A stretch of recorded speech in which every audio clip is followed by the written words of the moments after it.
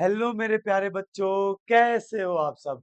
आज है अभ्यास बैच का डे 7 और फाइनली 2 चैप्टर कंप्लीट करने के बाद आपके अपने संदीप भैया लेकर आए हैं चैप्टर लीनियर इक्वेशंस इन टू वेरिएबल्स।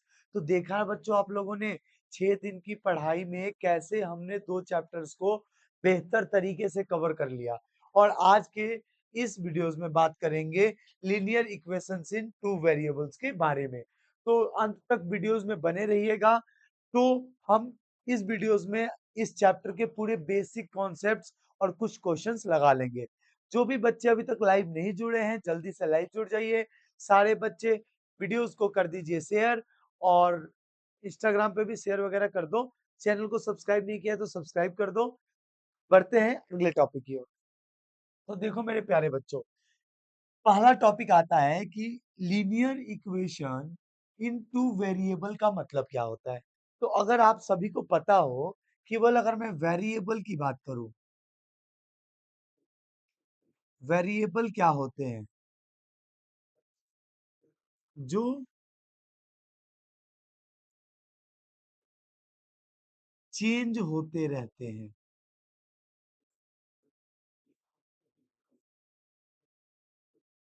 जो चेंज होते रहते हैं, जो फिक्स नहीं होते। जैसे कि आपके अगल बगल में भी कुछ लिखे हो लोग होते होंगे जो हमेशा बदलते रहते हैं, तो वेरिएबल है। जो चेंज होता रहे वो क्या है मेरे प्यारे बच्चों? वेरिएबल है। जैसे कि वेरिएबल में हम बोलते हैं कि इसको X variable, Y variable, Z variable और भी बहुत सारे ए बी सी जितने अल्फाबेट्स होते हैं सारे वेरिएबल्स होते हैं। तो linear equation in two variables का मतलब क्या होता है? एक इक्वेशन जिसमें कितने वेरिएबल हो? टू वेरिएबल हो। अगर आपको लीनियर की बात करें, अगर हम लीनियर की बात करें, लीनियर का मतलब क्या होता है सर? ऐसा इक्वेशन, ऐसा इक्वेशन जिसकी डिग्री 1 हो। एक ऐसा इक्वेशन जिसकी डिग्री 1 हो। अगर आप लोगों ने पॉलिनोमियल चैप्टर्स के मेरे लेक्चर्स देखे होंगे तो आपको पता होगा कि उसमें मैंने 3 चीजें बताई थी, लीनियर, क्वाड्रेटिक और क्यूबिक। लीनियर की डिग्री 1 होती है, क्वाड्रेटिक की डिग्री 2 होती है और क्यूबिक की डिग्री 3 होती है। तो एक ऐसा इक्वेशन जिसकी डिग्री 1 हो और उसमें कितने वेरिएबल हो? 2 वेरिएबल हो। सिंपल है। लीनियर इक्वेशन 2 वेरिएबल का मतलब क्या? एक ऐसा इक्वेशन जिसकी डिग्री 1 हो और वेरिएबल 2 हो। वेरिएबल मतलब एक्स और वाई जेड, ये 2 टर्म्स आए, ए के साथ बी आ गया, पी के साथ क्यू आ गया, ऐसा कुछ।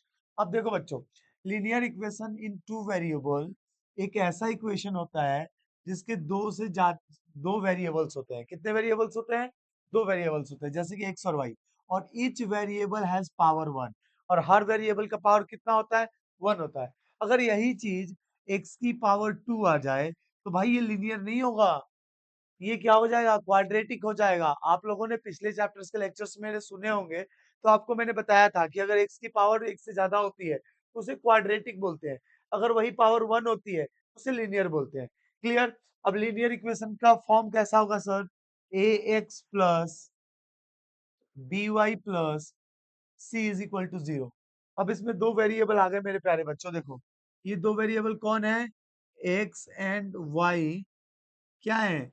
वेरिएबल्स हैं। इसे बोलते हैं लीनियर इक्वेशन टू वेरिएबल्स। एक ऐसा इक्वेशन जिसकी पावर 1 हो और वेरिएबल 2 हो, एक्स के साथ वाई चलेगा, पी के साथ क्यू चलेगा, एस के साथ टी चलेगा। जैसे कि 3p plus 4q is equal to 10। ये भी इक्वेशन हो गया। वो कौन सा? Linear equation, 2 variable. लीनियर कैसे हुआ? p की पावर 1, q की पावर 1 है। आपको एक और दे देता हूं मैं इक्वेशन।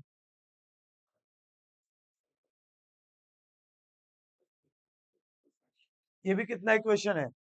ये भी लीनियर इक्वेशन है। कितने वेरिएबल है? 2, एस और क्यू। और सबसे फेमस अपना X plus Y is equal to 10।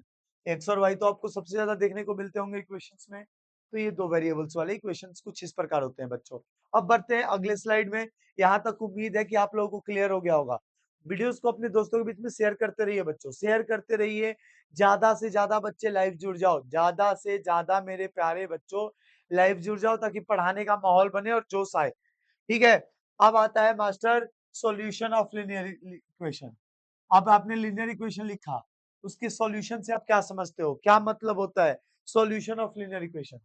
जैसे 2x plus 3y is equal to 12। इसमें देखो x की वैल्यू कितनी दे रखी है 3 और y की वैल्यू 2 रखी है। कह रहा है so that x is equal to 3 और y इज इक्वल टू 2 इस इक्वेशन के सॉल्यूशन है। ये इक्वेशन दिया हुआ है बच्चों, इस इक्वेशन के कितने सॉल्यूशन दिए हैं? तो x की वैल्यू सॉरी एक ही सॉल्यूशन दिया है, x की वैल्यू 3 और y की वैल्यू 2। तो मैं x की जगह क्या पुट करूंगा 3 पुट कर दूं, y की जगह क्या पुट करूंगा 2 पुट कर दूं, इज इक्वल टू 12। अब बताओ मेरे प्यारे बच्चों 2 3 जा कितना होगा 6 होगा, प्लस 3 2 जा कितना होगा 6 होगा, इज इक्वल टू 12। 6 प्लस 6 कितना होगा बच्चों 12 होगा, 12 इज इक्वल टू 12। अब ये दोनों इक्वेशन सेम आ गए, अब ये दोनों इक्वेशन सेम आ गए, तो ये x और y की वैल्यू जो है इस इक्वेशन की सॉल्यूशन है। सॉल्यूशन का मतलब क्या होता है, ध्यान दे बच्चा, ध्यान दे, समझ में आ जाएगा। जैसे ये इक्वेशन दिया है 2x plus 3y is equal to 12, तो जब इस इक्वेशन को सॉल्व करेगा मास्टर, जब इस इक्वेशन को मास्टर सॉल्व करेगा तो एक्स और वाई की वैल्यू आएगी, एक्स और वाई की वैल्यू आएगी, एक्स की वैल्यू 3 और वाई की वैल्यू 2 आएगी। अब तुमसे पूछ रहे क्या एक्स की वैल्यू 3 और वाई की वैल्यू 2 इसी इक्वेशन का सॉल्यूशन है? हो सकता है ना आए, कोई और वैल्यू आ जाए, लेकिन पूछ रहे क्या इसी की सॉल्यूशंस है? तो क्या करना, एक्स और वाई की वैल्यू इसमें पुट करके देख लेना, बराबर आ जाए। यानी सॉल्यूशन ऑफ लीनियर इक्वेशन का मतलब होता है एक्स एंड वाई की वैल्यू, एक्स एंड वाई की वह वैल्यू, वो वैल्यू जिसे इक्वेशन में पुट करने पर, जिसे इक्वेशन में पुट करने पर इक्वेशन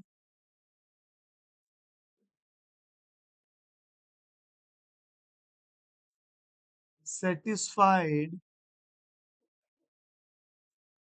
हो जाए, एक्स और वाई की वो वैल्यू जिसे इक्वेशन में पुट किया और इक्वेशन सेटिस्फाइड हो गया, बोला भाई हमें कोई दिक्कत नहीं है, ठीक है, और उसे ही बोलते हैं सॉल्यूशन ऑफ लीनियर इक्वेशन, उसे ही बोलते हैं solution of linear equation. Linear equations की जो सॉल्यूशंस होती हैं वो एक्स और वाई की वो वैल्यू होती है जिसे इक्वेशन में पुट करने पर इक्वेशन क्या हो जाता है, सेटिस्फाइड हो जाता है। आई होप आप सभी को क्लियर हो गया होगा। अब आप मेरे को बताओगे, आप मेरे को बताओगे 3x minus 2y is equal to 4, x is equal to 2, y is equal to 1, इस इक्वेशन का सॉल्यूशन है कि नहीं, चेक करके बताओ। 3x minus 2y is equal to 4, इसमें x की वैल्यू 2 और y की वैल्यू 4 और y की वैल्यू 1, इस इक्वेशन का सॉल्यूशन है कि नहीं? आप क्या करना, x की जगह 2 और y की जगह 1 पुट करके चेक कर लेना। 3 इंटू 2 माइनस 2 इंटू 1, 3 2 जा 6 माइनस 2 क्या आ गया 4 आ गया, यानी इसके बराबर आ गया, यानी यस ये सॉल्यूशन है, इक्वेशन सेटिस्फाइड होता है तो सॉल्यूशन निकल जाता है। क्लियर? अब बढ़ते हैं अगले स्लाइड पे। अब यहाँ पे दो नए टर्म्स आए जो कि बड़े इंपॉर्टेंट और पेचीदा होते हैं हमारे बच्चों के लिए, लेकिन बिल्कुल आसान तरीके से इसको समझिए। पहला आता है कॉन्सिस्टेंट और दूसरा आता है इनकॉन्सिस्टेंट। किसका? System of linear equation. कोई भी लीनियर इक्वेशन कॉन्सिस्टेंट कब होगा, इनकॉन्सिस्टेंट कब होगा, इसको समझिए। देख मेरे प्यारे बच्चों, consistent system of linear equation का मतलब होता है कि एक ऐसा लीनियर इक्वेशन, एक ऐसा सिस्टम ऑफ लीनियर इक्वेशन जिसका हैविंग एटलीस्ट वन सॉल्यूशन, जिसका कम से कम एक सॉल्यूशन तो निकले ही निकले, ज्यादा भी निकल जाए कोई दिक्कत नहीं है। कंसिस्टेंट ऑफ लीनियर इक्वेशन का मतलब होता है जिसमें कम से कम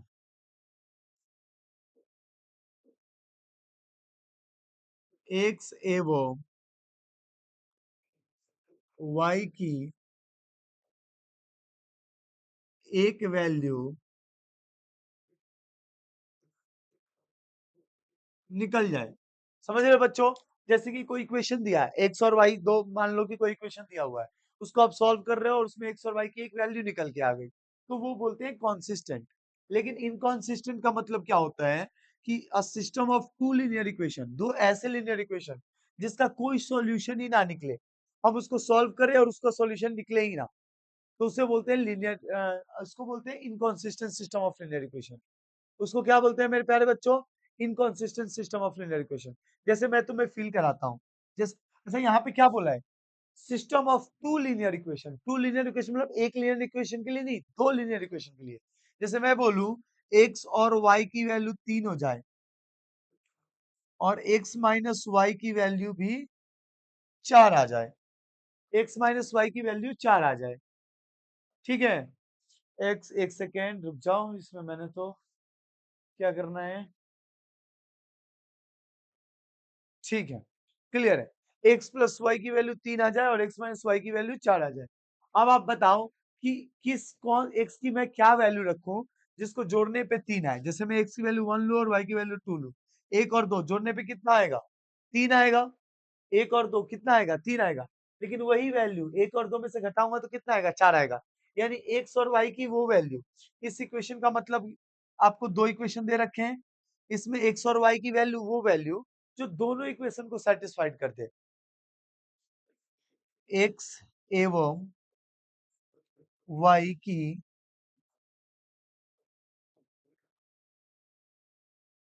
वह वैल्यू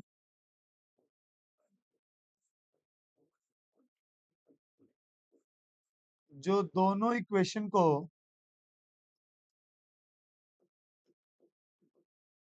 सेटिस्फाइड करे। अगर आप एक एक्स और वाई की वो वैल्यू निकाल दो जो दोनों इक्वेशन को सेटिस्फाइड कर दे तो वो कॉन्सिस्टेंट होगा। अगर इक्वेशन सेटिस्फाइड नहीं हुआ तो वो इनकॉन्सिस्टेंट होगा। तो system of two linear equation having no solution.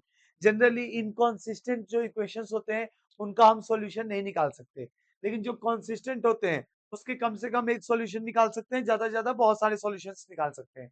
जैसे कि पूछा है find the system of linear equation whether is consistent inconsistent. जैसे आपको एक इक्वेशन दिया हुआ है और आपको बताना है कि ये कंसिस्टेंट है या इनकंसिस्टेंट है। तो बच्चों देखो इसके लिए ना आपको एक मैंने चार्ट बना के दिया हुआ है, ये देखो। जैसे पेयर ऑफ लाइंस, इस चार्ट को बहुत ध्यान से प्यार से समझना, ठीक है? अभी सबसे पहले आपको एक चीज और बता दूं, इससे पहले एक चीज और बता दूं। जैसे कोई इक्वेशन आपको दे रखा है 2x plus Y is equal to 5। जैसे मान लो कोई इक्वेशन दे रखा है 2x plus Y is equal to 5। इसमें जो x के साथ की वैल्यू होती है वो 2 होती है, जो y के साथ कुछ भी नहीं है तो 1 ये b होती है, जो अकेला होता है वो c होता है। क्लियर है? चूंकि ये पहला इक्वेशन है तो मैं इसे a1 b1 और c1 बोल सकता हूँ। ठीक है, तो जब आपको दो इक्वेशंस दी हुई हो उसमें जो x की वैल्यू है वो a1, जो y की वैल्यू b1, जो अकेला है c1। अब इसी दूसरे इक्वेशंस में देखो, इस दूसरे इक्वेशन में देखो x के साथ 4 है तो a2 की वैल्यू 4, b2 की वैल्यू 2 और अकेला 10 है तो c2 की वैल्यू 10। चीजें समझ में आ रही हैं कि पहले इक्वेशन में जो x के साथ होगा वो a1 होगा, जो y के साथ होगा वो b1 होगा, जो अकेला होगा वो c1 होगा। दूसरे इक्वेशन में जो x के साथ होगा वो a2 होगा, जो y के साथ होगा वो b2 होगा, जो अकेला होगा वो c2 होगा। तो आई होप समझ में तो आ गया होगा। चलो अब इस पूरे के पूरे चार्ट को समझने की कोशिश करते हैं बच्चों। अगर पेयर ऑफ लाइंस में a1 by a2, b1 by b2 और c1 by c2, pair of lines में a1 by a2, b1 by b2 और c1 बाई c2 तीनों आपस में इक्वल ना हो, ये वाला केस समझो। कंपेयर द रेशियो, रेशियो को कंपेयर करने पर ये इक्वल ना हो तो उसे बोलते हैं इंटरसेक्टिंग लाइन या एग्जैक्टली वन सॉल्यूशन या यूनिक सॉल्यूशन। इसे याद करना मेरे प्यारे बच्चों। देखो पेयर ऑफ लाइंस दे रखा होगा, कंपेयर कर लेना a1 by a2, b1 by b2, c1 by c2। फिर रेशियो को चेक करो, अगर रेशियोज इक्वल नहीं है इसका मतलब लाइंस इंटरसेक्टिंग होगा, एक सॉल्यूशन निकलेगा, यूनिक सॉल्यूशन निकलेगा। याद करने का ट्रिक रखोगे कि जब भी बेटा कटता है तो इंसान अकेला हो जाता है, इंटरसेक्टिंग मतलब कटना, इंसान अकेला हो जाएगा यानी वन सॉल्यूशन निकलेगा। देख बाबू, अब इसको समझो कंपेयर कैसे किया है। इसमें x के साथ कुछ भी नहीं है तो 1, इसमें x के साथ 3 तो a1 by a2 is 1 by 3।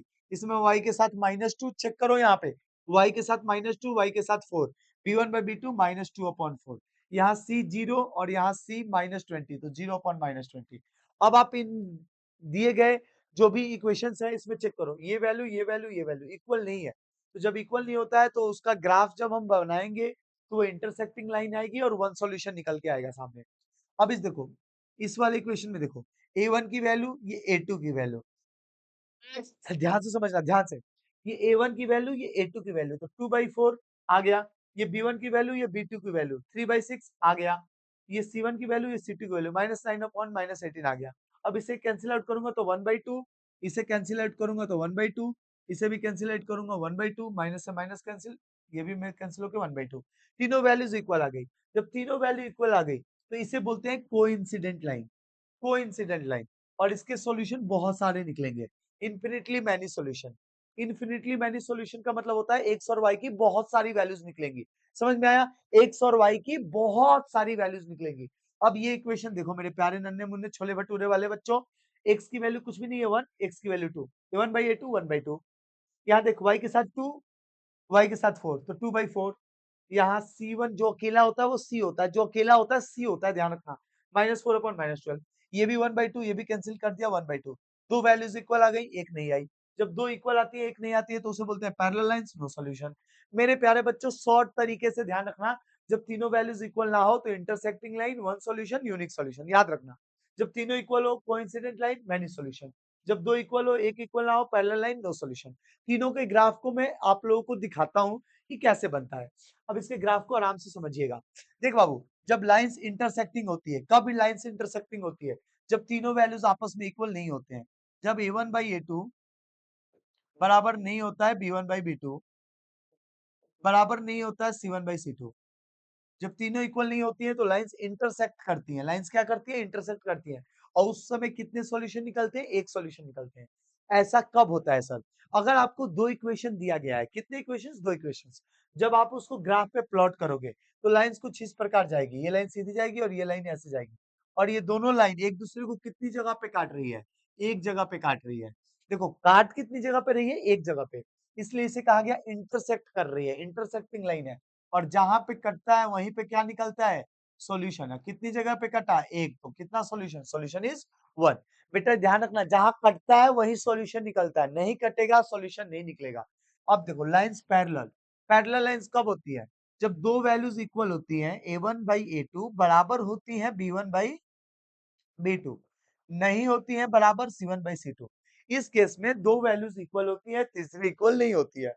तो जब भी दो वैल्यूज इक्वल होगी और एक इक्वल नहीं होगी तो उसका ग्राफ आप रिप्रेजेंट करोगे, तो एक ग्राफ यूं जाएगा, दूसरा ग्राफ यूं जाएगा। यानी ये फर्स्ट इक्वेशन का ग्राफ है, मान लो ये फर्स्ट इक्वेशन का ग्राफ है और ये मेरे प्यारे बच्चों सेकंड इक्वेशन का ग्राफ है। अब इन दोनों ग्राफ को अगर आप ध्यान से देखोगे तो फर्स्ट इक्वेशन सेकंड इक्वेशन को नहीं काट रही है। फर्स्ट इक्वेशन वाली ग्राफ सेकंड इक्वेशन को नहीं काट रही है। और जब तक कटेगा नहीं तब तक सॉल्यूशन निकलेगा नहीं। जब तक मेरे प्यारे बच्चों कटेगा नहीं तब तक सॉल्यूशन निकलने का नहीं। तो इसलिए इसे कहा जाता है नो सॉल्यूशन। यानी जब भी पैरेलल लाइंस आती है तो हम उसका सॉल्यूशन नहीं निकाल सकते। पैरेलल लाइंस का रूल क्या कहता है कि दो इक्वल है और एक इक्वल नहीं है। अगर तीनों इक्वल नहीं है तो इंटरसेक्टिंग लाइन होगी और एक सॉल्यूशन निकलेगा। अब आप इक्वेशंस को देखकर कैसे बताओगे कि कहाँ वन इंटरसेक्टिंग लाइन है, कहाँ वन सॉल्यूशन है, कहाँ नो सॉल्यूशन है? मैं बताता हूँ। पहले लास्ट वाले ग्राफ को समझते हैं। इन्फिनिटली मैनी सॉल्यूशन ये तब होता है जब दोनों वैल्यूज आपस में इक्वल होती है। a1/a2, b1/b2, c1/c2। जब ये तीनों लाइन आपस में इक्वल आ जाए बच्चा, जब मेरे प्यारे छोले कुलचे वाले बच्चों a1/a2, b1/b2 और c1/c2 तीनों इक्वल आ जाए, इस केस में हम क्या करते हैं? इस केस में जब हम ग्राफ बनाएंगे तो ये पहली लाइन है और इसी के ठीक ऊपर दूसरी लाइन है। मास्टर ने क्या बोला कि जब पहली लाइन दूसरी लाइन को जहां काटेगी वहीं सॉल्यूशन निकलेगा। इसमें मास्टर काटने वाला केस ही नहीं बना। पहली लाइन के ठीक ऊपर दूसरी लाइन है, पहली लाइन के ठीक ऊपर दूसरी लाइन है। यानी हर एक पॉइंट पे एक्स और वाई एक दूसरे का साथ निभा रहे हैं। छोड़ेंगे ना हम तेरा साथ, ओ साथी मरते दम तक। तो मरते दम तक एक्स वाई का साथ नहीं छोड़ रहा। तो जहां जहां मिलेंगे उतने सॉल्यूशंस निकलेंगे। तो इसलिए इसके होते हैं मैनी सॉल्यूशंस। अब मेरे बच्चों ध्यान रखना इस बात को कि जब तीनों इक्वल होता है तो मैनी सॉल्यूशन, दो इक्वल होता है एक इक्वल नहीं होता है तो नो सॉल्यूशन, जब तीनों इक्वल नहीं होता है तो इंटरसेक्टिंग लाइन। और इंटरसेक्टिंग लाइन में एक सॉल्यूशन क्यों निकलता है? क्योंकि एक्स और वाई एक जगह पे काटता है। पैरेलल लाइंस में इक्वेशंस की लाइंस नहीं काटती तो नो सॉल्यूशन।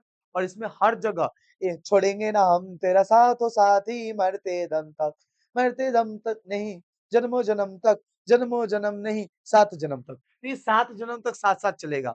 तो इसीलिए इसके हर एक पॉइंट्स पे सॉल्यूशन निकल जाएगा। आई होप क्लियर हो गया होगा।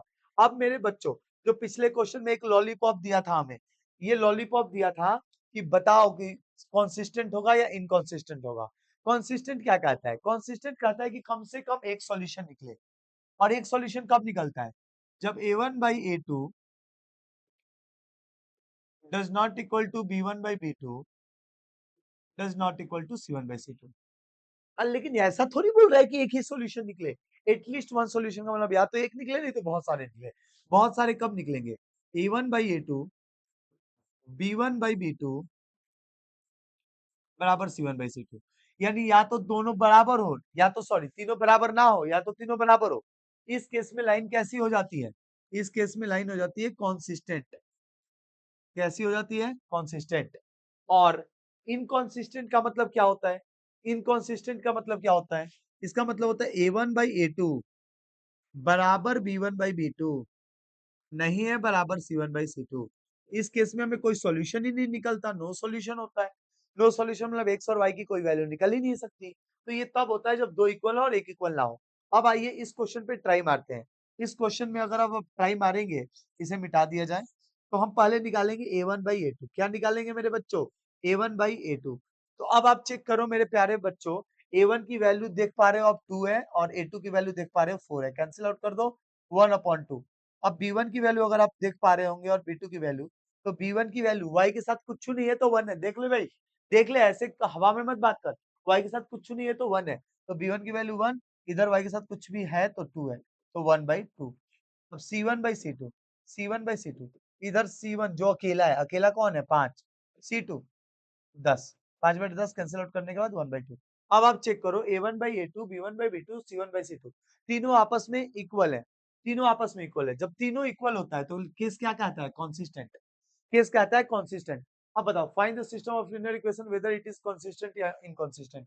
क्या बोलोगे? क्या है? कॉन्सिस्टेंट है। क्या बोलोगे मेरे बच्चों? कॉन्सिस्टेंट है। अब कॉन्सिस्टेंट में भी दो केस होता है, एक में एक सॉल्यूशन निकलता है, एक में मैनी सॉल्यूशन निकलता है। एक सॉल्यूशन कब निकलता है? जब तीनों इक्वल नहीं होता है। मैनी सॉल्यूशन कब निकलता है? जब सारे इक्वल होते हैं। तो इसमें देखो सारे इक्वल हैं, यानी इस वाले केस में मैनी सॉल्यूशन निकलेगा। क्या निकलेगा बच्चों? मैनी सॉल्यूशन निकलेगा। मास्टर के साथ साथ एक बात बोल देना, मास्टर के साथ एक बात बोल देना कि जब सारी वैल्यूज इक्वल नहीं होंगी तो एग्जैक्टली वन सॉल्यूशन यानी यूनिक सॉल्यूशन निकलता है। एग्जैक्टली वन सॉल्यूशन का मतलब होता है ये लाइन कॉन्सिस्टेंट है। कॉन्सिस्टेंट है। कॉन्सिस्टेंट का मतलब होता है एक ऐसा इक्वेशन जिसमें हम x और y की मिनिमम एक वैल्यू तो निकाल लें, ज्यादा से ज्यादा कितनी भी वैल्यू निकल जाए। अब तीनों इक्वल है। कैसा सॉल्यूशन है? Many solution. ये भी कैसा होगा? कॉन्सिस्टेंट। इनकॉन्सिस्टेंट का मतलब होता है जिसमें सॉल्यूशन ना निकले, तो इसमें सॉल्यूशन नहीं निकलेगा, तो ये क्या होगा? इनकॉन्सिस्टेंट। इनकॉन्सिस्टेंट। ये क्या होगा मेरे प्यारे बच्चों? इनकॉन्सिस्टेंट होगा। अब ये ग्राफ पूरा क्लियर हो गया होगा, तो मैं आगे बढ़ता हूं। अब ध्यान दो, इसको मैं रिपीट करता हूं 2 मिनट में बस। अगर मैं बात करूं कॉन्सिस्टेंट की, तो कॉन्सिस्टेंट में दो चीजें निकल के आएंगी। ये पहली वाली कॉन्सिस्टेंट है और दूसरी वाली कॉन्सिस्टेंट है। ठीक है, दूसरी नहीं तीसरी वाली, इसको तीसरी ही बोलते हैं। ये चलो लो, तीसरी वाली कॉन्सिस्टेंट है। इसमें तीनों इक्वल नहीं है, इसमें तीनों इक्वल है। एक चीज कोर चीज है याद रखना जिससे कि थोड़ा कनेक्ट कर पाओ। कंसिस्टेंट का मतलब होता है किसी चीज को लगातार करना। लोग बोलते हैं बड़ा कंसिस्टेंटी से काम करता है, कंसिस्टेंट है इसके अंदर। तो कंसिस्टेंट मतलब तीनों या तो इक्वल नहीं होगा या तो तीनों इक्वल होगा। इनकंसिस्टेंट मतलब दो इक्वल होगा एक इक्वल नहीं होगा। बट एक्चुअल इसका मतलब क्या होता है? कंसिस्टेंट का मतलब एक्स और वाई का कोई सॉल्यूशन निकले, कोई सॉल्यूशन निकले तो इसमें मैनी सॉल्यूशन, इसमें वन सॉल्यूशन। इनकंसिस्टेंट जिसमें सॉल्यूशन ना निकले तो no solution, inconsistent. Inconsistent line का ग्राफ कभी एक दूसरे को काटता नहीं है, कंसिस्टेंट की ग्राफ एक दूसरे को काटती है। क्लियर हो गया? चलो अब आ गया हम फाइनली क्वेश्चंस को सॉल्व करने की ओर। यानी अब हम मेथड्स की बात करेंगे जिसमें हम सॉल्व करेंगे पेयर ऑफ लीनियर इक्वेशन को। लीनियर इक्वेशंस को कैसे सॉल्व किया जाए? अब आपको लीनियर इक्वेशन समझ में तो आ गया होगा, जैसे कि 2x plus 3y is equal to 11, 4x minus Y is equal to 5। Chapter का नाम है pair of linear equation two variable. Two variable कौन कौन से हैं? टू वेरिएबल है एक्स और वाई। टू वेरिएबल है एक्स और वाई। अब ये तो समझ में आ गया। लीनियर का मतलब क्या है बताओ? x की पावर कितनी है? कुछ नहीं है तो 1, y की पावर 1, x की पावर कुछ नहीं है तो 1, y की पावर कुछ नहीं है तो 1। अब देख भाई, अब मैं इसे लीनियर कब नहीं बोलता? जब ये ऐसे होता तो मैं इसे लीनियर नहीं बोलता। क्यों नहीं बोलता भाई? क्योंकि यहाँ y की पावर 2 है। समझ में आ गया? लीनियर का मतलब क्या है कि पावर 1 होना चाहिए, पावर 2 नहीं होना चाहिए। आई होप आप सभी को क्लियर हो गया होगा। अब आते हैं मुद्दे पे। अब हम मेथड से सॉल्व करेंगे पेयर ऑफ लीनियर इक्वेशंस को। हमने बोला कि कोई भी pair of linear equation consistent होता है तभी हम उसको सॉल्व कर सकते हैं, इनकंसिस्टेंट वाले को सॉल्व नहीं कर सकते। क्योंकि कंसिस्टेंट में एग्जैक्टली एक कम से कम वन सॉल्यूशन निकलता है, इनकंसिस्टेंट में कोई सॉल्यूशन नहीं निकलता। अब सॉल्व करने के एक मेथड होता है जिसको हम बोलते हैं सब्स्टिट्यूशन मेथड। लीनियर इक्वेशंस को सॉल्व करने का जो मेथड होता है वो दो होता है। पहले तीन मेथड होते थे लेकिन अब सीबीएसई ने एक मेथड को डिलीट कर दिया है। तो अब अपन पढ़ेंगे सब्स्टिट्यूशन मेथड और एलिमिनेशन मेथड। सबसे पहला मेथड आता है सब्स्टिट्यूशन मेथड। मेरे प्यारे बच्चों, सबसे इंपॉर्टेंट बात मैं जो आप लोगों को बता दूं कि कभी भी एग्जाम में जब पेपर में पूछता है एक्स और वाई की वैल्यू सॉल्व करो, तो ये नहीं बोलता कि आप सब्स्टिट्यूशन से सॉल्व करो या एलिमिनेशन से सॉल्व करो। समझ लो, बोर्ड एग्जाम्स में कभी भी लीनियर इक्वेशंस को सॉल्व करने के लिए सब्स्टिट्यूशन मेथड और एलिमिनेशन मेथड नहीं पूछता है। बाय द वे कभी पूछा हो, रेयर केस में पूछता है मेरे प्यारे बच्चों। तो आपको जो मेथड सुपर डुपर हिट लगे, आप उसी मेथड से क्वेश्चंस को सॉल्व करना। लेकिन सबसे इंपॉर्टेंट चीज कि अगर आप स्कूल पेपर दे रहे हो और स्कूल्स के एग्जाम्स दे रहे हो, तो उसमें क्या होता है कि मैडम्स लोगों को ना आदत होती है कि बच्चों की लेके रखने की। तो इसीलिए वो क्या करते हैं, वो मेथड देते हैं, सब्स्टिट्यूशन मेथड से सॉल्व करो, एलिमिनेशन मेथड से सॉल्व करो। अरे यार, बच्चे को अगर आता है तो उसे सॉल्व करने दो ना, वो कोई मेथड यूज करे। बट कोई बात नहीं, हम आपको दोनों मेथड सिखाएंगे, जो सुपर डुपर लगे आप यूज करना। ज्यादा कोई बोले तो देख लेंगे अपन। क्लियर है ना मेरे प्यारे बच्चों? चलो आ जाओ। सब्स्टिट्यूशन मेथड क्या कहता है? ये कहता है एक्सप्रेस करना y को इन टर्म्स ऑफ x। यानी या तो x को y के टर्म में, नहीं तो y को x के टर्म में एक्सप्रेस करना। मैंने यहाँ पे एक ही चीज मेंशन किया हुआ है, express y in terms of x। यानी y को x के रूप में ला दो, y को अकेला कर दो, x को अकेला कर दो। देखो मैं कैसे बता रहा हूँ, देखो एक एक करके स्टेप बाय स्टेप इसको समझा रहा हूँ कैसे y को एक्सप्रेस करें। जैसे कि आपको 2x प्लस 3y की वैल्यू कितनी दे रखी है? 11 दे रखी है। अब आपको एक्सप्रेस करना है किसको? y को। किसके टर्म में? x के टर्म में। तो आप क्या करना, y को एक्सप्रेस करना है ना x के टर्म में, तो 3y को 3y रहने दो, 2x को उधर भेज देना। जिसको एक्सप्रेस करना होता है उसको कहीं नहीं भेजते, उसको एक जगह रखते हैं स्थिर। किसको एक्सप्रेस करना है? y को। मास्टर हम मैं x को एक्सप्रेस नहीं कर सकता, तू x को भी कर लियो रे बाबा, कोई दिक्कत नहीं है। अब यहाँ तक देख, सर मास्टर ने क्या बोला, जिसको एक्सप्रेस करना होता है उसको एक तरफ रखते हैं। 3y को एक तरफ रखा, 2x को दूसरी तरफ भेज दिया। अब देखो y को इधर ही रहने देना, आप 3 को उधर भेज देना। यानी y को एक्सप्रेस करने का मतलब होता है y को अकेला छोड़ दो थोड़ी देर के लिए। जब भी आप भी कभी डिप्रेशन में आते हो, आपको कोई छोड़ के चला जाता है, आपके मैसेज का कोई रिप्लाई नहीं करता, तो आप बोलते हो कि नहीं कि थोड़ा देर के लिए मुझे अकेला छोड़ दो, मेरा मन नहीं लग रहा, मेरे बाबू का मैसेज नहीं आ रहा, मेरा मन नहीं लग रहा, प्लीज लिव मी अलोन। बोलते हो नहीं बोलते हो? उसी तरह y को अकेला छोड़ दो, तो 3 को उधर भेजेंगे, तो 3 को उधर भेजेंगे तो ये वैल्यू आएगा 11 माइनस 2x अपॉन 3। क्या आएगा मेरे प्यारे बच्चों? 11 माइनस 2x अपॉन 3। अब अपन y को एक्सप्रेस करके एक नया इक्वेशन बना दिए, इक्वेशन 3। उसके बाद क्या करना, सब्स्टिट्यूट कर देना the value of y in other equation. इस y की वैल्यू को दूसरे के इक्वेशन में सब्स्टिट्यूट कर देना। अब देखो, अगर पहले को लेंगे तो बस ले लिया पहले को, अब दूसरे में सब्स्टिट्यूट करेंगे। सब्स्टिट्यूट कर देंगे y को दूसरे इक्वेशन में। अदर इक्वेशन का मतलब होता है जिसको सॉल्व किया उसको नहीं, दूसरे वाले में। दूसरा क्या था? 4x minus Y is equal to 5। अब अपन क्या किए, 4x को 4x रख दिए, y को सब्स्टिट्यूट करना है। देख बेटा, y को यहाँ सब्स्टिट्यूट करना है, 11 माइनस 2x अपॉन 3, यहाँ ब्रैकेट लगा देंगे, इज इक्वल टू 5। यहाँ तक कोई दिक्कत नहीं आया। अब कह रहा है सॉल्व द रिजल्टिंग इक्वेशन। अब देख, y को सब्स्टिट्यूट कर दिया तो एक इक्वेशन मिला, इसे सॉल्व कर ले, सॉल्व कर लेगा आंसर आ जाएगा। कैसे आ जाएगा मास्टर? देखो, इसका एलसीएम कितना आएगा? 3 आ जाएगा, 4 3 जा 12x, ये तो डिनोमिनेटर सेम है तो यहाँ आएगा माइनस का 11, minus minus plus 2x is equal to 5। अब 12x और 2x कितना आ जाएगा? 14x माइनस 11, क्रॉस कर दिया, 3 5 जा 15। यहाँ तक कोई दिक्कत? 12x और 2x 14x हो गया। अब देखो यहाँ पे 14x की वैल्यू कितनी आ गई? 15 माइनस 11 उधर गया, प्लस 11। x की वैल्यू आ गया 10 10 20 25 26 बटे 14, 26 बाई 14। इसे सॉल्व करो, 2 13, 13 बाई 7। अब जब x निकल जाए तो अब फिर इस x की वैल्यू y में पुट कर देना। Put x in equation 3। y की वैल्यू क्या था? 11 माइनस 2x, तो 2 इंटू 13/7 अपॉन फ्रैक्शन में क्या था? 3 था, तो ये आ जाएगा 11 माइनस 26 अपॉन 7 अपॉन 3। अब इसे सॉल्व कर बच्चों, डिनोमिनेटर सेम है नहीं है, तो यहाँ एलसीएम 7 आ जाएगा, ये आ जाएगा 77 माइनस 26 अब ये 3 को पलटी मार दो, ये बनेगा 1/3। तो 77 में से 26 गया, क्या आ जाएगा 67, 57, 51 अपॉन 21। ये आ गया किसकी वैल्यू? ये आ गया मास्टर हमारा y की वैल्यू। ये आ गया हमारा y की वैल्यू। ये किसकी वैल्यू आ गया सर? ये आ गया y की वैल्यू। अब आपको डाउट हो रहा होगा यार x की वैल्यू और y की वैल्यू फ्रैक्शन में आई है, कहीं गलत तो नहीं है? तो अपन इसे क्रॉस चेक कर लेते हैं। क्रॉस चेक करने का तरीका होता है इक्वेशन को सेटिस्फाइड करना। x और y किसी चीज का सॉल्यूशन है या नहीं, कैसे पता चलता है? x और y की वैल्यू क्वेश्चन में पुट करेंगे, सॉल्यूशन आ जाएगा। किस में पुट करें बताओ? चलो इसी में पुट करते हैं, 4x - y = 5 पे चेक करते हैं। यहाँ लिख देते हैं चेक, चेक 4x - y को सॉल्व करते हैं, किसके बराबर लाना है? 5 के बराबर। 4x का मतलब क्या होता है? 4 इंटू x की वैल्यू, और x की वैल्यू अपन का आया था 13/7। x की वैल्यू आया था अपन का 13/7 माइनस y की वैल्यू आया था 51/21। ये आया था 51/21। अब देखो भाई 7 और 21 का एलसीएम लेंगे, 21 आएगा।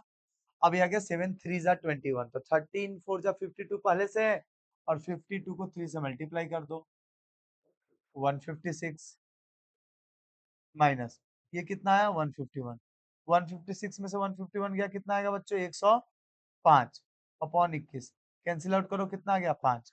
यानी हमारा आंसर सही है। आप लोग इसमें भी गड़बड़ किए होंगे। देखो 13 4 जा 52 है, एलसीएम लिया तो 7 3 जा 21, तो 52 को 3 से करेंगे तो कितना आएगा? 156।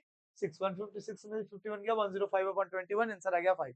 तो ये था हमारा वेरिफिकेशन। ऐसे करके हम वेरीफाई भी कर सकते हैं कि हमारा एक्स और वाई सही है या नहीं। कभी कभी क्या होता है, एक्स और वाई की वैल्यू फ्रैक्शंस में आते हैं। हमें आदत है बड़े सिंपल की। हमें चाहिए एक्स की वैल्यू 5 और वाई की वैल्यू 7। हमें चाहिए एक्स की वैल्यू 8 और वाई की वैल्यू 9। तभी हम मानते हैं कि आंसर सही है। फ्रैक्शंस में आते हैं तो हमारी लंका लग जाती है, हमें लगता है हमने गलत कर दिया। ज्यादा से ज्यादा हम क्या कर लेंगे? हम एक्स की वैल्यू 5 और वाई की वैल्यू -2 तक जा सकते हैं। हम एक्स की वैल्यू -3, वाई की वैल्यू -2 पे जा सकते हैं। हमें फ्रैक्शंस और डेसिमल्स की आदत ही नहीं है। हम बहुत सिंपल आदमी है भाई। हमारे बच्चे बोलते हैं हम बहुत सिंपल है सर, हमें आदत नहीं है इन सब चीजों की। बट आदत डाल लो बच्चा, बिना आदत डाले काम नहीं होगा। अब आपने एलिमिनेशन सॉरी सब्स्टिट्यूशन मेथड से इस इक्वेशन को सॉल्व कर लिया। अब अगले क्वेश्चन में हमने क्या किया है? एक सब्स्टिट्यूशन मेथड से सॉल्व करने के लिए आपको इक्वेशन दिया हुआ है। सबसे पहले देखो इक्वेशन क्या दिया हुआ है, x + y = 14। रूल नंबर 1, मेरे बच्चों ये नोटबुक ना मैंने किस लिए बोला है तैयार करने के लिए आप लोगों को, कि आप दहेज में लेके जाओगे अपने कि नोट्स बनाने के लिए। इसीलिए बोलता हूँ express y in terms of x। पहला रूल ये कहता है कि y को एक्सप्रेस करो x के टर्म में, फिर उस y की वैल्यू को दूसरे इक्वेशन में पुट करो, फिर जो रिजल्टिंग इक्वेशन है उसे सॉल्व करो। सिंपल यार, क्या बात है। सबसे पहले y को एक्सप्रेस करो x के टर्म में, उस y की वैल्यू को दूसरका में पुट करना। पहले को लेना तो दूसरे में पुट करना, फिर पुट करने पे जो इक्वेशन बने उसे सॉल्व कर देना। ये अगर चीजें तुम लोग को पता है तो दुनिया इज बहुत सिंपल। बहुत मजा आएगा रे बाबा, बहुत मजा आएगा। देख तो क्या है, x + y = 14, तो y की वैल्यू आ जाएगा 14 - x। y को एक्सप्रेस कर दिया, x के टर्म्स में, y अकेला हो गया। y को एक्सप्रेस करने का मतलब y को अकेला छोड़ दो, अकेला कर दिया y को। अब इस y की वैल्यू इक्वेशन 1 में पुट कर देना, 2 में। x - y की वैल्यू क्या था? 4। x - y की वैल्यू क्या था? 4। अब देखो x माइनस y की जगह मैं पुट कर दूं 14 - x = 4। अब मेरे प्यारे बच्चों ध्यान रखो, मैंने लिया कौन सा इक्वेशन था? पहला इक्वेशन। पहले इक्वेशन से x + y 14, तो y की वैल्यू 14 - x। इस y की वैल्यू पुट किस में करूंगा? दूसरा में। लेना पहल का है, पुट दूसर का में करना है। लेना पहल का, पुट दूसर का, लेना पहल का, पुट दूसर का। बार बार बोल लो। x - y की वैल्यू 4, y की वैल्यू 14 - x, तो x - 14 - x, ये आ गया x - 14 - x - +x = 4। x 2x 4 - 14 इधर आया +14, 2x बराबर 14 + 4 18। कैंसिल आउट कर लो, x की वैल्यू आ गया 9।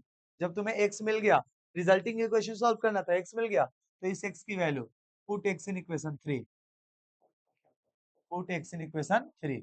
सर हम केवल 3 में पुट करें, 1 2 में नहीं करें? बेटा जहां मन है वहां करो, कोई तुम्हें नहीं रोक सकता है।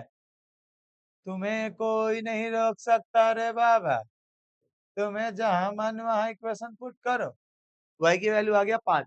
तो ये होता है सब्स्टिट्यूशन मेथड, हलवा मेथड होता है। थोड़े कैलकुलेशन लेंदी होते हैं, बड़े बड़े इक्वेशंस आते हैं तो औकात का पता चलता है। इसीलिए एलिमिनेशन मेथड ज्यादा प्रेफर करना। सब्स्टिट्यूशन मेथड सॉल्व कर सकते हैं मेरे प्यारे बच्चों, लेकिन एलिमिनेशन बहुत सिंपल होगा, बहुत फास्ट आएगा, स्पीड आएगा उसमें। तो इसको अगर सॉल्व कर लिया तो हम मूव करेंगे अगले में, जिसमें हम बात करेंगे किस मेथड के बारे में, एलिमिनेशन मेथड के बारे में। किसके मेथड के बारे में? एलिमिनेशन मेथड के बारे में। ये मेथड क्या होता है, इसको मैं कोई रूल से नहीं समझाऊंगा, सिंपल होता है, सिंपल तरीके से समझाने की कोशिश करूंगा। जैसे कि 2x प्लस 3y की वैल्यू कितनी है? 13 है। 3x माइनस 2y की वैल्यू कितनी है? -4 है। इसे इक्वेशन 1 बोलेंगे, इसे इक्वेशन 2 बोलेंगे। यहाँ तक मेरे प्यारे बच्चों क्लियर है तो बता दो। ठीक है सर, क्लियर है। 2x प्लस 3y की वैल्यू 13, 3x माइनस 2y की वैल्यू -4। क्लियर है बच्चों? अब चेक करना कि यहाँ x की वैल्यू 2 है और यहाँ x की वैल्यू 3 है। एलिमिनेशन मेथड अलग होता है सब्स्टिट्यूशन से। अब x की वैल्यू सेम नहीं है। एलिमिनेशन मेथड में x की वैल्यू सेम होना बहुत जरूरी है। तो जब देखो ऊपर वाला x2 है, नीचे वाला x3 है, तो एक याद रखना, ऊपर वाले x को नीचे वाले से और नीचे वाले x को ऊपर वाले से मल्टीप्लाई कर देना। अभी अपन बहुत सिंपल किए हैं, ऊपर वाले x को नीचे वाले से, ऊपर वाला x2 है, नीचे वाला x3 है, तो ऊपर वाले x को नीचे वाले से 3 से मल्टीप्लाई कर दिया, नीचे वाले x को ऊपर वाले से, तो नीचे वाला x3 है, तो ऊपर वाले से मल्टीप्लाई कर दिया। सिंपल हुआ कि नहीं हुआ? अरे बोलो बाबा, सिंपल हुआ कि नहीं हुआ? सिंपल हुआ मास्टर, ठीक है बाबू। 2x इंटू 3 कितना आएगा? 6x। 3y इंटू 3 कितना आएगा? 9y। 13 इंटू 3 कितना आएगा? 39। यहाँ तक बहुत सिंपल चीजें चल रही हैं। 3x इंटू 2 कितना आएगा? 6x। 2y इंटू 2 कितना आएगा? 4y। 4 इंटू 2 कितना आएगा? -8।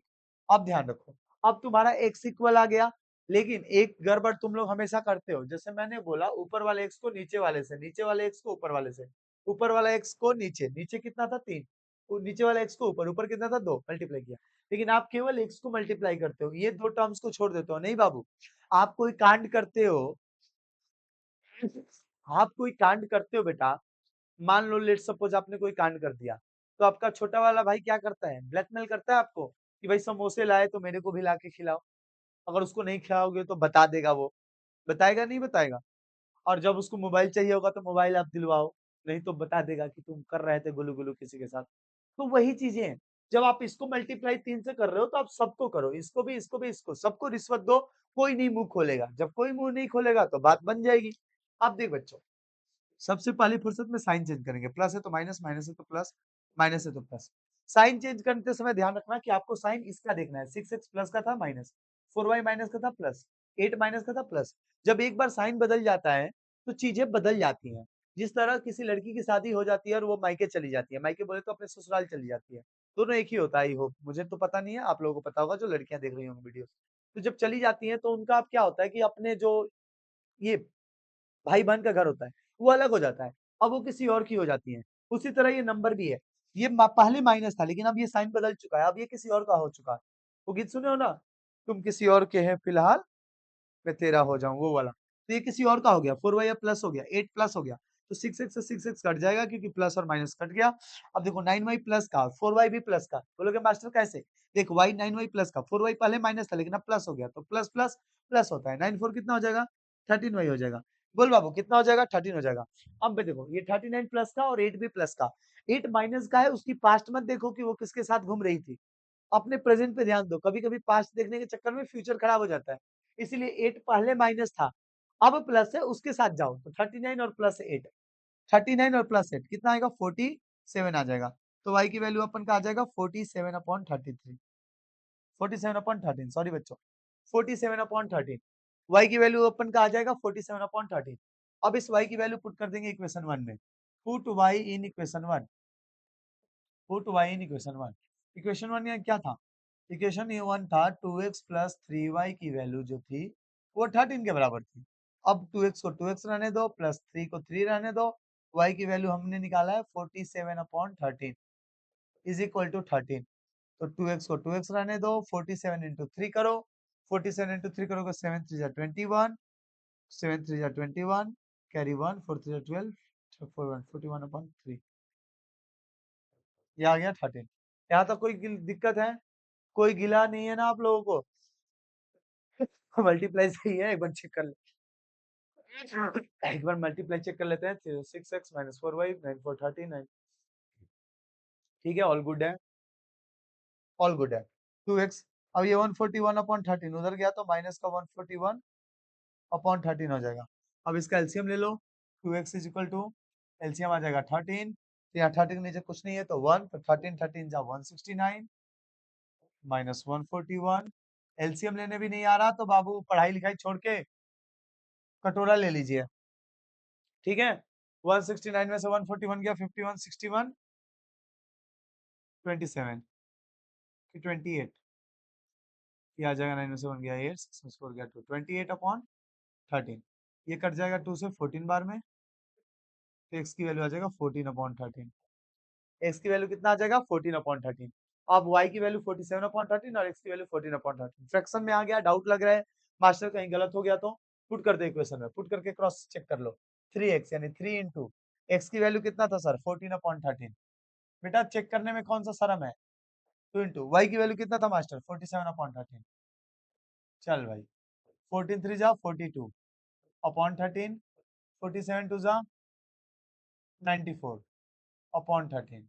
ये 2 में से 4 गया, माइनस का 2 आ जाएगा 12, ये 8 आ जाएगा। अच्छा इसको ऐसे माइनस कर लेते हैं ना, बड़े में से छोटा, 4 में से 2 गया 4 2, 52 आ जाएगा बच्चों।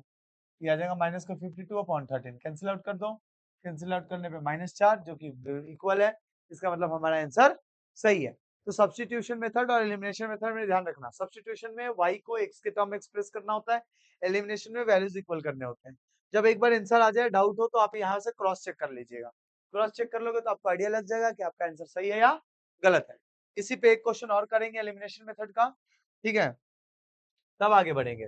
जैसे एक क्वेश्चन और दिया हुआ है कि solve the following pair linear equation by the elimination method. अब मेरे बच्चों को पता है एलिमिनेशन मेथड में x को इक्वल करना होता है, लेकिन बेटा जरूरी नहीं है कि हमेशा इक्वेशन में x ही हो। जैसे इस इक्वेशन में क्या दिया हुआ है, s माइनस टी की वैल्यू दे रखी है 3 और s/3 प्लस t/2 की वैल्यू दे रखा है 6।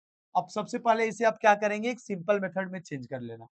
3 2 जा 6, s into 2 2s, 3 into t 3t is equal to 6, 2s plus 3t, 6 6 जा 36, इक्वेशन 2।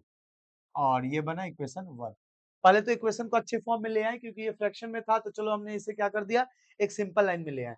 अब दोनों इक्वेशन को गौर से देखना, s माइनस टी की वैल्यू कितना है 3 है, 2s प्लस 3t की वैल्यू कितनी है मास्टर 36 है मास्टर। इक्वेशन 1 है और ये इक्वेशन 2 है। अपन क्या करते थे एलिमिनेशन मेथड के लिए, x को इक्वल करते थे। अब यहाँ एक्स वाई नहीं है तो क्या करोगे, रोने लग जाओगे? नहीं, रोते नहीं है प्यारे बच्चों, ये s को इक्वल करो। यहाँ s कुछ भी नहीं है तो 2 कर दो, यहाँ 1 कर दो। क्या किया हमने, देखो यहाँ s कुछ नहीं था तो 1 था, यहाँ s कितना था 2। मैंने बोला है नीचे वाले को ऊपर वाले से, ऊपर वाले को नीचे वाले से, ऊपर वाले को नीचे वाले से। ऊपर कितना s था 1 था तो नीचे वाले से 2 से कर दिया, नीचे कितना s था 2 था तो ऊपर वाले 1 से कर दिया। अब चेक करो, s into 2 2s, t into 2 2t, 3 into 2 6। यहाँ तक समझ में आ गया। और इसको 1 से करोगे तो बाबू जब किसी चीज को 1 से मल्टीप्लाई करते हैं तो सेम नंबर आ जाता है। अब कर देना प्यारे बच्चों साइन को change, minus minus minus, 2s से 2s कट गया, माइनस और माइनस क्या होता है प्लस होता है, तो 2t और 3t माइनस का 5t, 6 में से 36 गया तो आपका आ जाएगा माइनस का 3 30, तो ये कट जाएगा, t की वैल्यू आ जाएगा 30 और ये 5 उधर गया तो डिवाइड में, तो t की वैल्यू आ गया 6। अब आप इस t की वैल्यू को कहाँ पुट कर दो, इक्वेशन 1 में, तो पुट t in इक्वेशन 1, तो s minus 6 is equal to 3। अब s माइनस 6 क्यों किया, क्योंकि t की जगह डायरेक्ट मैंने पुट कर दिया तो s की वैल्यू मेरा आ गया 9। तो इस तरह से हमने एलिमिनेशन मेथड से इस क्वेश्चन को क्या कर दिया, सॉल्व कर दिया। तो मेरे प्यारे बच्चों आज का लेक्चर मैं सोच रहा हूँ यहीं पे कंप्लीट करके खत्म करते हैं, और अगले लेक्चर से हमारी शुरू होने वाली है जो क्वेश्चंस, वो कुछ इस प्रकार से होने वाली है। आप इस क्वेश्चन को ट्राई कर सकते हो। क्यों ट्राई करने के लिए बोल रहा हूँ, क्योंकि इसमें पूछा है कंपेयरिंग करो a1/a2 b1/b2 और c1/c2 को। आप कंपेयर कर सकते हो, आपको पता है जो x के साथ है वो a है, जो y के साथ है वो b है, जो अकेला है वो c है। तो पहले कंपेयर कर लेना, कंपेयर करने के बाद बताना कॉन्सिस्टेंट है या इनकॉन्सिस्टेंट, और कंसिस्टेंट और इनकंसिस्टेंट के रूल्स क्या होते हैं मैंने आपको पहले ही पिछले स्लाइड्स में बता रखे हैं। तो मुझे उम्मीद है कल की क्लास में जब आप लोग आओगे तो इसे ज़रूर पढ़कर आओगे। हर एक क्लास बहुत इम्पोर्टेंट होने वाला है। फाइनली आज हम लोगों ने 7वाँ दिन कंप्लीट किया। ऐसे कर के एक-एक दिन आता जाएगा, बीतता जाएगा, 50 दिन कंप्लीट हो जाएँगे, सिलेबस खत्म हो जाएगा, बहुत मज़ा आएगा। ठीक है? वीडियोज़ को अपने दोस्तों के बीच में शेयर करते रहिएगा क्योंकि जितना शेयर करोगे उतना सही है, उतना बढ़िया कंटेंट आप लोगों के लिए लेकर आऊँगा। नहीं शेयर करोगे तो भी लेकर आऊँगा। बच्चों आप लोगों से बहुत प्यार है। ऐसा नहीं है कि आप लोग बदले में हमें कुछ दोगे तभी हम आप लोग के लिए अच्छा करेंगे। हम हमेशा आप लोगों के लिए करते रहेंगे। बस आप लोग सपोर्ट करते रहिए। मिलते हैं अगले वीडियोज़ में। आज के लिए इतना ही। बाय-बाय मेरे प्यारे बच्चों।